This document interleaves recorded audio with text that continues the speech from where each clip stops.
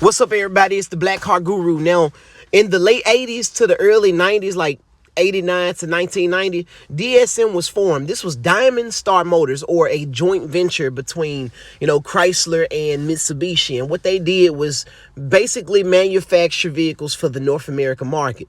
And these things were basically what I could only describe as two-door Evos.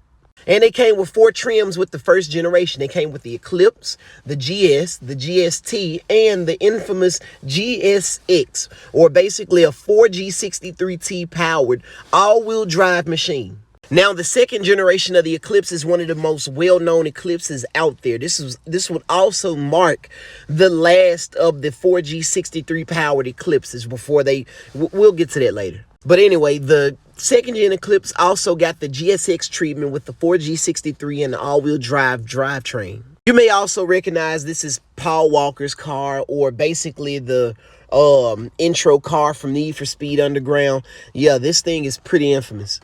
Now, with the third generation of the Eclipse, they done away with the 4G63T. It won't see an engine like that ever again. In fact, the highest horsepower it had for the third generation was 210 horsepower from a V6 that was nowhere near as tunable as the 4G63T.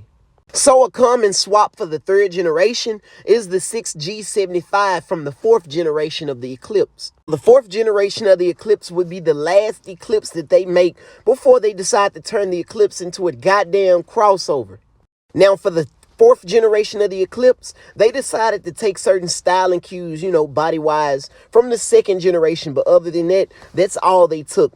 It doesn't have the 4G63 or the turbo version. Doesn't have any of that. It's just literally the highest trim made 263 horsepower and 260 foot-pounds of torque from the 3.8 Mavic V6. The amazing part about this fourth generation of the Eclipse is that it used to walk new edge Mustangs. This thing didn't have no power adders, no nothing.